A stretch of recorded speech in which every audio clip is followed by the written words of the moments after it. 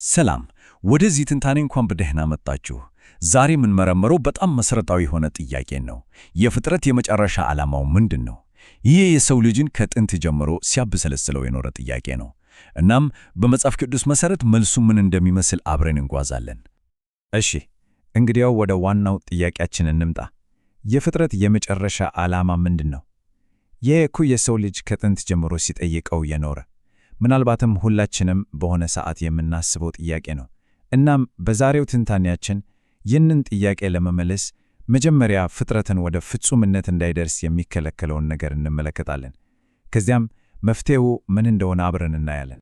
ስለዚህ የፍጥረትን ዓላማ ከመረዳታችን በፊት መጀመሪያ ትልቁን ችግር መገንዘብ አለብን። ፍጥረት ወደ ፍጹምነቱ እንዳይደርስ የያዘው መሠረታዊ እንቅፋት ምንድን ነው? ያው ምንጩ እንደሚነገረን የኃጢአትና የሞት ችግር ነው። እንግዲያው ኃጢአት ስንል ምን ማለታችን ነው? በእኛ ዮሐንስ 3:4 ላይ እንደተቀመጠው ኃጢአት በቀላሉ ሕግን መተላለፍ ነው። በቃ የእግዚአብሔርን ትእዛዛት መስበር ማለት ነው። ይሄ ቀላል የሚመስለው ፍቺ ለሚከተለው ነገር ሁሉ መሠረት ነው። እና ነጥቡ ይሄ ነው።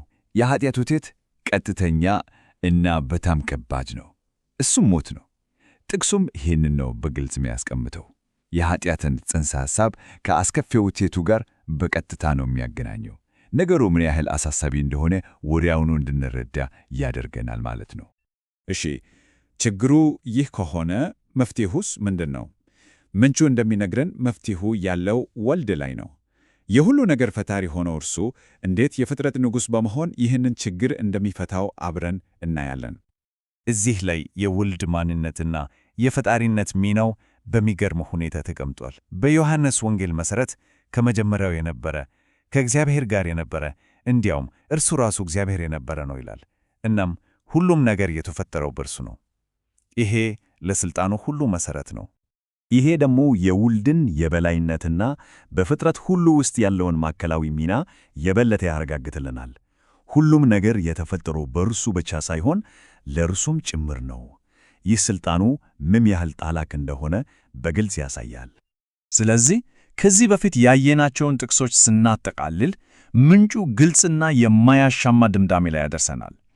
ጌታ ኢየሱስ አምላክ ነው። የፍጥረት ትልቁን ችግር ያው ኃጢአትና ሞትን ለመፍታት ደግሞ የፍጥረት ንጉሥ ሆኗል። እሺ፣ ይህ ንጉሥ ችግሩን የሚፈታው እንዴት ነው? ትኩረታችን አሁን ወደ ሂደቱ ይሆናል። ኃጢአትና ሞትን ማሸነፍ የሚቻለው በምን መንገድ እንደሆነ እንመለከታለን።